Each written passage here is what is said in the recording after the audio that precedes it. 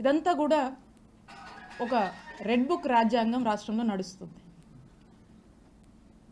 మరి ఈ రోజున ఇది ఎలా అయిపోయిందంటే మన రాష్ట్రంలో ఇదొక పాలసీ మాదిరిగా, ఇదొక గవర్నమెంట్ పాలసీ, ఈ గవర్నమెంట్ పాలసీ రాష్ట్రం మొత్తం ఇంప్లిమెంట్ చేయాలి కావచ్చేమోనని ఇక ఇది ముందుకు కొనసాగుతూ ఉంది. ఇదిట్లా ఉంటే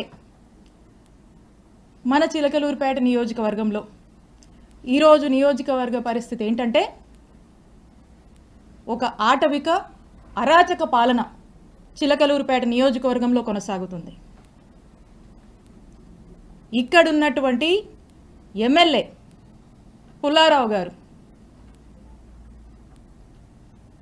అవినీతికి ఘనపాటి పత్తిపాటి అని చెప్పొచ్చు. ఇక్కడ ఒక చక్కటి నరేటివ్ని కట్టుకథ చక్కగా అల్లి ఒక వ్యక్తిని ఈ పుల్లారావు గారు స్టేషన్కి పంపిస్తాడు. పంపించి ఒక కంప్లైంట్ ఇప్పిస్తాడు. ఇదంట 5.5 ఏళ్ల కిందట 2019లో అట ఒక టీడీపీ సామాన్య కార్యకర్త సోషల్ మీడియాలో అబ్యూజివ్గా అసహ్యంగా పోస్టులు పెడితే దానికేదో స్టేషన్లో కంప్లైంట్ వెళ్ళిందట. పోలీసులు డ్యూ ప్రొసీజర్ ఫాలో అయ్యుంటారు. దానికి నాకు సంబంధం ఏంటి? ఇప్పుడు ఈ కట్టు కథను ఎలా వెళ్ళారంటే ఈ వ్యక్తిని ఎమ్మెల్యే కంప్లైంట్ ఇప్పిస్తాడు. ఇక్కడ పోలీసులు కంప్లైంట్ నమోదు చేస్తే అది ఎమ్మెల్యేనే చేపించాడు, ఈ పుల్లారావు గారేనని అనుకుంటారు జనం అని చెప్పి ఇక్కడ ఇప్పించి ఇక్కడ ఏమీ చేయకుండా మళ్ళా ఇదే కంప్లైంట్ని హైకోర్టులో ఇప్పిస్తారు. హైకోర్టులో ఇప్పించిన తర్వాత హైకోర్టు ఏమంటది? హైకోర్టు ఏమన్నదంటే, ఇది హైకోర్టు ఆర్డర్, నేను చదివి వినిపిస్తాను. Learned assistant government pleader takes notice on behalf of the respondents and state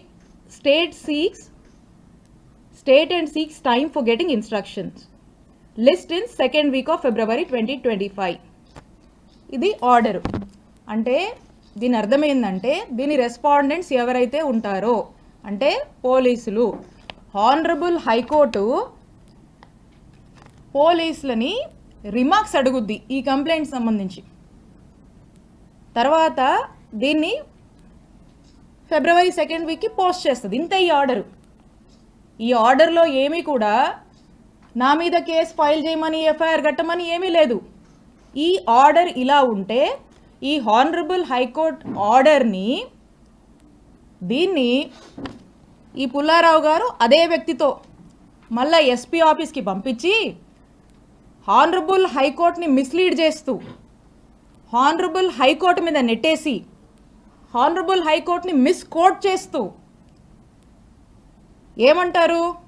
honourable high court నా మీద ఆవిడ మీద కేసు కట్టండి అని చెప్పారని హానరబుల్ హైకోర్టు మీద నెట్టి ప్రజల్లోకి కోర్టే కేసు కట్టమని చెప్పిందని చెప్పి పంపించేటువంటి ఫ్రీలర్స్ ఇచ్చి ఒక ప్రయత్నం చేసి అంతలోపే ఇక్కడున్నటువంటి పోలీసులు నా మీద కేసు కట్టారు, ఎస్సీ ఎస్టీ అట్రాసిటీ పెట్టారు. పూర్తిగా అవాస్తవాలతో ఒక కథల్ని ఈ కథలో ఇక్కడే మనం దీన్ని నిజం చేస్తే జనం అనుకుంటారని అక్కడ దాకా పంపించి అక్కడ ఏం డైరెక్షన్ హానరబుల్ హైకోర్టు నుంచి ఏ డైరెక్షన్ లేకపోయినప్పటికి కూడా ఇక్కడ పోలీసుల్ని ప్రెజర్ చేసి జనాల్లోకి కోర్టే విధించమని చెప్పిందని కోర్టుని మిస్లీడ్ చేస్తూ ఇక్కడ కేసు కట్టారు.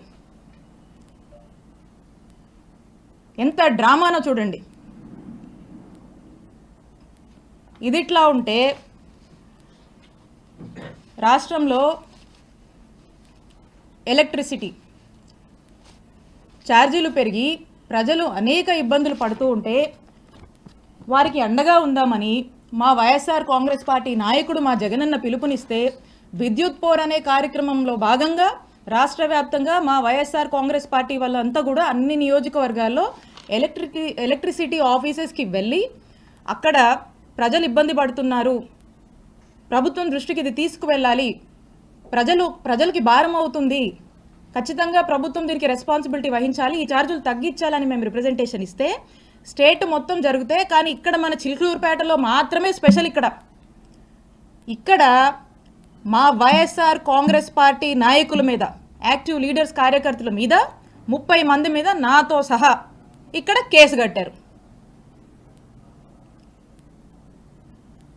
ఇక్కడంట వైఎస్ఆర్ కాంగ్రెస్ పార్టీకి సంబంధించినటువంటి నాయకులు కార్యకర్తలు బయటికి రావద్దు, యాక్టివిటీస్ చేయొద్దు, ఎక్కడ కూడా గొంతెత్తి మాట్లాడొద్దు, ఎవ్వరూ కదలాడకూడదంట. ప్రతి గ్రామం నుంచి ఈ రోజున పోలీస్ స్టేషన్లో కేసులు పెట్టడం, పోలీస్ స్టేషన్లోకి పిలిపించడము, హరాస్ చేయడము, తిట్టడము, కొట్టడము, కేసులు పెట్టడము, అరెస్టులు చేయడము, జైళ్ళకు తీసుకువెళ్ళడము, ఈ విధమైనటువంటి అరాచక పాలన చిలుకూరుపేట నియోజకవర్గంలో నడుస్తోంది. ఇదట్లా ఉంటే ఇక్కడున్న చాలామందికి తెలుసు, మా మామగారు 80 సంవత్సరాల వయసు కన్నా పెద్దోడండి. ఆ వయసులో ఉన్నటువంటి పెద్ద మనిషి మీద కూడా కేసు కట్టించాడు ఈ ఎమ్మెల్యే పుల్లారావు. నా మరిది ఫారిన్ సిటిజన్, ఫారిన్లో వ్యాపారాలు చేసుకుంటే నా మరిది మీద కేసు కట్టించాడు ఈ ఎమ్మెల్యే పుల్లారావు. నాకేనా కుటుంబం ఉంది? మీకు లేదా కుటుంబం? ఎన్ని రోజులు సాగుద్ది అనుకుంటున్నారు ఇట్లా? ఎన్ని రోజులు నడుస్తుంది అనుకుంటున్నారు ఇట్లా? నేను ఇక్కడ మీకు ఒక్కటే చెప్పాలనుకుంటున్నా, ఈరోజు నా కుటుంబాన్ని, మా వైఎస్ఆర్ కాంగ్రెస్ పార్టీ నాయకుల్ని కార్యకర్తల్ని మీరు ఇబ్బంది పెడతా ఉన్నారు. పుల్లారావు గారు, మీకంటూ ఓ రోజు వస్తుంది, గుర్తుపెట్టుకోండి. ఇంకోసారి చెప్తున్నా, మా కుటుంబం జోలికి వస్తున్నారు కదా, మాది పురుషోత్తపట్నం, గుర్తుపెట్టుకోండి, ఊహించుకోండి ఒకసారి. నేను ఇక్కడ మీ మీద గెలిచి మిమ్మల్ని ఇంట్లో కూర్చోబెట్టాను. ఇక్కడ 5 ఏళ్ళు నేను పనిచేశా, నేను ఎమ్మెల్యేగా చేశా, నేను మంత్రిగా పనిచేశా, కానీ ఎక్కడ కూడా ఇలాంటి వాతావరణాన్ని క్రియేట్ చేయాల, ఇలాంటి అరాచక పాలనకు మేము ప్రోత్సహించలా. ఎక్కడా కూడా ఏదన్నా కూడా చట్టం తన పని తాను చేసుకుపోయింది తప్పితే మేము ప్రొవోక్ చేసి, మేము మా ఇంట్రెస్ట్లు ఏమి చెప్పి ప్రజల్ని ఇబ్బంది పెడుతూ ఈ రకమైనటువంటి అక్రమాలకు మేము పాల్పడలా. ఒక పీస్ఫుల్ ఎన్వైరన్మెంట్ ప్రతి ఒక్కరికి, అన్ని వర్గాల వాళ్ళకి మేము కల్పించి ప్రతి ఒక్కరు కూడా సంతోషంగా ఉండి, వాళ్ళకి ఇంకేదైనా కష్టాలు ఉంటే వాళ్లకు మేము తోడుగా అండగా ఉండేటువంటి కార్యక్రమాన్ని చేశాం. ఇక్కడ నేను ఎమ్మెల్యేగా ఉండి, ఇక్కడ మంత్రిగా ఉండి, ఇక్కడున్నటువంటి ప్రజలకు కొన్ని వేల కోట్లతో గవర్నమెంట్ హాస్పిటల్ నిర్మాణం చేస్తే, ఈ రోజున మన చుట్టుపక్కల ఉన్నటువంటి నియర్ బై ఉన్నటువంటి జిల్లాల్లో వాళ్ళు కూడా, మనకి ఇటు ఉన్నటువంటి ఊర్లలో అందరూ కూడా చక్కగా వచ్చి ఈరోజు వేల సంఖ్యలో చక్కటి వైద్య సేవలు పొందుతున్నారు. ఎప్పుడో చిరకాలపు కలగా ఈ చిలుకూరుపేట ప్రాంత ప్రజల కలగా ఏదైతే బైపాస్ ఉందో, ఆ బైపాస్కి సంబంధించి ఏదైతే ల్యాండ్ ఎక్విజిషన్లో భాగంగా రైతులకు డబ్బులు రావాల్సి ఉందో, ఆ డబ్బులను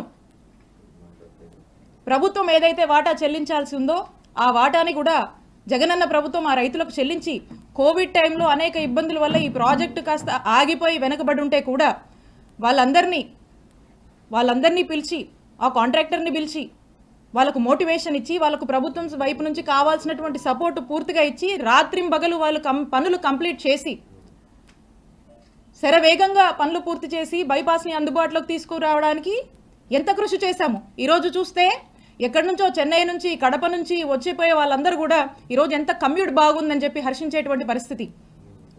ఈరోజు ప్రతి ఒక్కరు కూడా యాక్సిడెంట్లు తగ్గి సంతోషంగా ఉన్నటువంటి పరిస్థితి. అలాగే చిలకలూరుపేట పట్టణ ప్రాంతానికి సంబంధించి అమృత్ పథకం చివరి దశలో ఉంది. ఆ చివరి దశలో ఆ కొన్ని పనులు జరిగితే ఆ ప్రాజెక్ట్ కంప్లీట్ అయిపోతుంది. దాని మీద దృష్టి పెట్టండి. లేదు, మీ దృష్టి దీని మీద లేదు. మీ ప్రభుత్వం పుణ్యమా అని ఈరోజు చూస్తున్నారా? నియోజకవర్గంలో వ్యవసాయం చేసుకునేటువంటి రైతులు పత్తి మిర్చికి సరైన గిట్టుబాటు ధర లేదని చెప్పి ఏడుస్తున్నారు.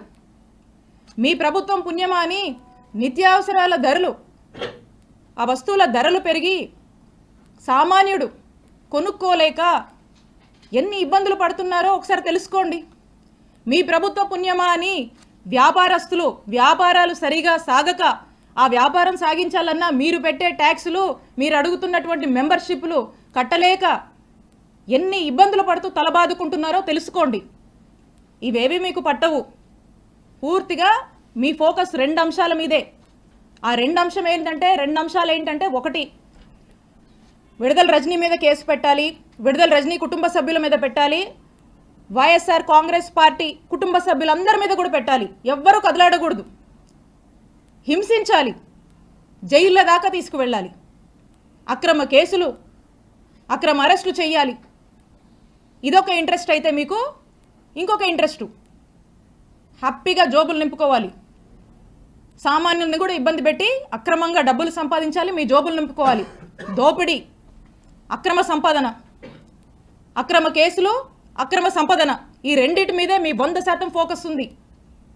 దీంట్లో 10% అయినా ఇంత హ్యూజ్ మ్యాండేట్ ఇచ్చారు ఈ జనానికి. వీళ్ళు ఏ సమస్యల్లో ఉన్నారు, ఈ సమస్యల గురించి పట్టించుకుందాం, వీళ్ళకు మేలు చేద్దామని దీంట్లో 10% మీరు పనిచేసినా ఈ నియోజకవర్గం బాగుపడుతుంది.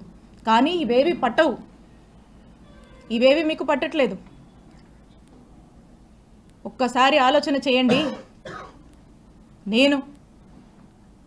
మేము అధికారంలో ఉన్నప్పుడు, నేను ఎమ్మెల్యేగా ఉన్నప్పుడు, నేను మంత్రిగా ఉన్నప్పుడు, ఒక్కసారి 2014 నుంచి 2019 వరకు మీరు చేసినటువంటి అక్రమాలు, ఇల్లీగల్ యాక్టివిటీస్, మీరు చేసినటువంటి స్కాములు, మీరు చేసినటువంటి పాపాలు, ఇవన్నీ ఏంటా అని ఇక్కడున్నటువంటి ఒక సామాన్య జర్నలిస్టు మిమ్మల్ని ప్రశ్నిస్తే, జర్నలిస్టు మర్డర్ల దాకా కూడా మీరు చేసినటువంటి పాపాల గురించి నేను ఒక్కరోజు ఆలోచించుంటే ఏమైండే వాళ్ళు పుల్లారావు గారు? మీరు ఏమైండే వాళ్ళు?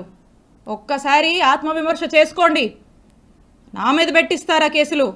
మా నాయకుల్ని వేధిస్తారా? వైఎస్ఆర్ కాంగ్రెస్ పార్టీని గొంతు నొక్కేస్తారా ఇక్కడ మీరు? ఇవేమి సాగవు, ఇవేమి కుదరవు. ఈరోజు మీరు చేస్తుంది ఏందా అంటే ఇలాంటివన్నీ ప్రోత్సహిస్తూ వాట్ నాట్ ఈరోజు నియోజకవర్గంలో వాట్ నాట్ జరుగుతుందండి. ఈరోజు ప్యాకాట్ నడుస్తుంది, గ్రానైటు, గ్రావెలు, సెటిల్మెంట్లు, అక్రమాలు, ఇల్లీగల్గా ఎలా డబ్బులు సంపాదించాలి, బార్ షాపులు, బెల్ట్ షాపులు, ఇవో ఇలా చెప్పుకుంటూ పోతే చాలా ఉన్నాయి. సరే, జనం ఆశపడో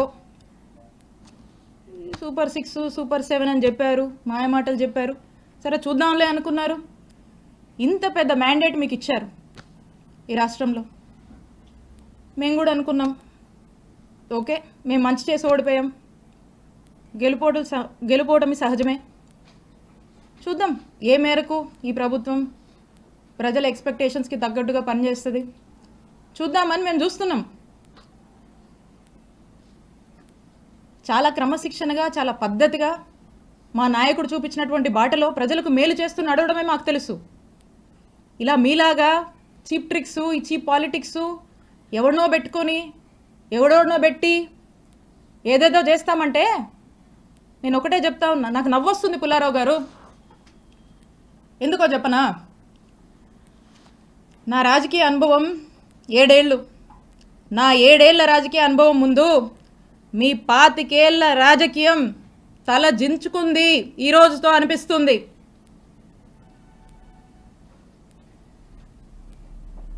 అక్రమ కేసులు కడతారా? అక్రమ కేసులు పెడతారా? భయపెట్టాలని చూస్తారా? మీరు నన్ను కానీ, మా కుటుంబ సభ్యుల్ని కానీ, మా నియోజకవర్గ ప్రజల్ని కానీ, అండ్ ఎస్పెషలీ మా వైఎస్ఆర్ కాంగ్రెస్ పార్టీ నాయకుల్ని, కార్యకర్తల్ని, వైఎస్ఆర్ కాంగ్రెస్ పార్టీ కుటుంబ సభ్యులు, ఇక్కడ ఉన్న వాళ్ళందరినీ కూడా, కుటుంబ సభ్యులందరినీ కూడా బెదిరించి, భయపడి, అక్రమ కేసులు పెట్టి, అక్రమ అరెస్టులు చేస్తే ఎవ్వరం భయపడం. మీరు పెట్టిన ప్రతిసారి ఇంకా బలంగా ఎదుర్కొంటాం, ఇంకా బలంగా నిలబడతాం, ముందుకు వెళుతాం. మీరు అనుకుంటున్నారేమో ఇంకో 4 ఏళ్ళు కదా, అంటే వింటున్నాం లాలీలు చెప్తుంటే, ఇంకో 4 ఏళ్ళు కదా హ్యాపీగా వీలైనంత అవకాశం ఉన్నంత వరకు దోపిడీ చేసి, ఇల్లీగల్ పనులన్నీ చేసి, జోబులు నింపుకొని, ఓ బ్యాగ్ నుండి సంపాదించుకొని రిటైర్ అయిపోదాం అనుకుంటున్నట్టున్నారు. ఇప్పటి నుంచి మొదలుపెట్టినా నేను ఇంకో 30 నుంచి 40 సంవత్సరాలు రాజకీయాలు ఇక్కడే చేస్తాను.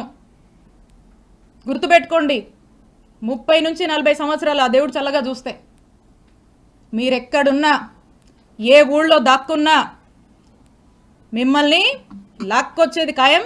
వడ్డీతో సహా విత్ ఇంట్రెస్ట్ నీకు తిరిగిస్తాం.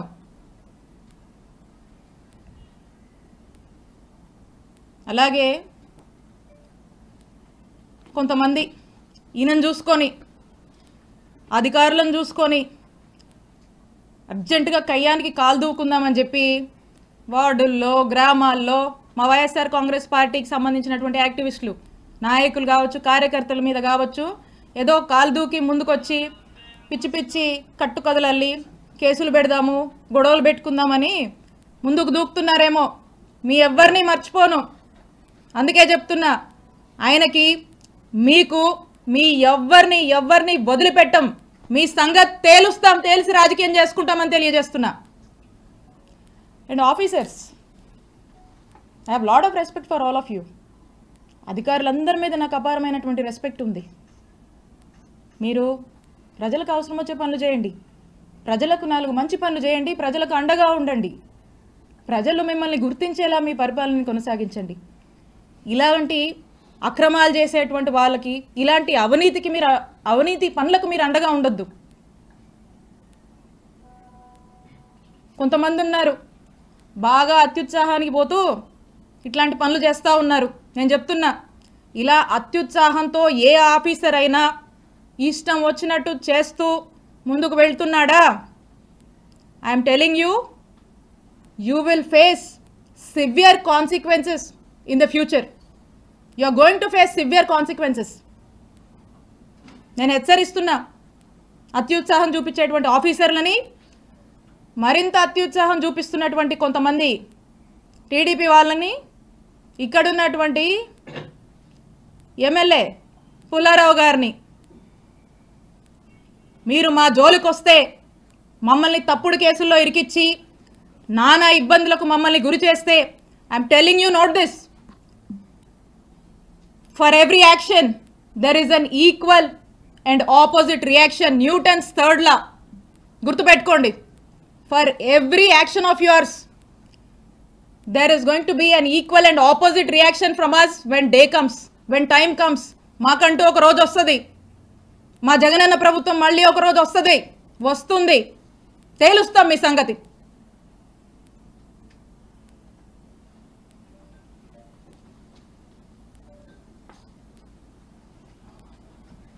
మేడం, మీరు కంప్లైంట్ ఇచ్చినట్టున్నారు, మీరు కూడా కంప్లైంట్ డీజీపీ, అది ఏమైంది మేడం? చూస్తున్నారు కదన్నా, నేను ఒక కంప్లైంట్ ఇచ్చి దాదాపు 4 నెలలైంది. ఈ 4 months నుంచి చూస్తున్నా, దాని మీద నో స్టేటస్. వాళ్ళకి దాని మీద ధ్యాస ఉంటాయి కదా, అప్పుడెప్పుడో 2019లో అంట, అది జరిగిన దాని మీద ఇప్పుడు కేసులు కడుతున్నారు. అది జరిగినట్టు మ్యానిపులేట్ చేసి కేసులు కడుతున్నారు. ఇప్పుడు మేము ఇస్తే ఆ కంప్లైంట్లు పట్టవంట వాళ్ళకి. సో ఖచ్చితంగా దీని మీద నేను పోరాడతాను, దీన్ని వదిలిపెట్టను. తొందరలో దీన్ని నేను ముందుకు వెళ్ళి న్యాయస్థానాన్ని కూడా నేను ఆశ్రయిస్తాను. మేడం, గ్రావెల్ వ్యవహారం ఏదో ఉందని, స్కామ్ ఏదో చేశారని చెప్తున్నారు, ఆరోపణ వస్తూ ఉంది. ఏదన్నా గ్రావెల్కి సంబంధించి ఏది? క్రషర్స్ సంబంధించి. ఓ రైట్. ఇప్పుడు మాట్లాడుకున్నాం కదా ఒక కట్టుకథ గురించి. ఇప్పుడు ఇలాంటి కట్టుకథే ఆ క్రషర్కి సంబంధించి కూడా. దీని స్క్రీన్ ప్లే, డైరెక్షను, ప్రొడక్షను ఇదంతా ఎవరో ఏంటో దీని మీద మళ్ళీ స్పెసిఫిక్గా సమయం వచ్చినప్పుడు మాట్లాడి క్లియర్గా చెప్తా. ఇది కూడా ఇలాంటి ఒక కట్టుకదే.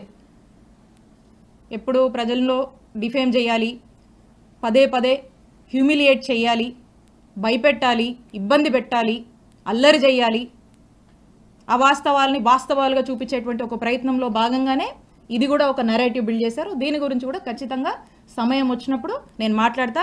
నేను ఒకటే చెప్తా ఉన్నా, నేను ఎమ్మెల్యేగా పనిచేశా, నేను మంత్రిగా పనిచేశా, నేను దేనికైనా ఏ ఛాలెంజ్కైనా సిద్ధమే. నేను ఏ రోజు ఏ తప్పు చెయ్యలా. నన్ను డైరెక్ట్గా ఎదుర్కోలేక,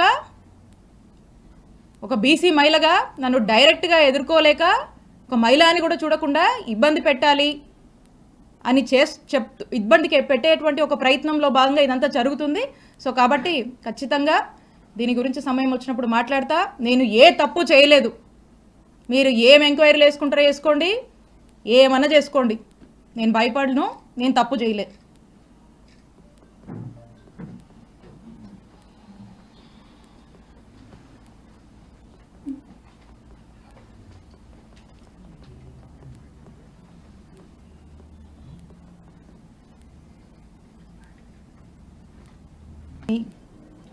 ఇలాంటి మోసపూరిత హామీలు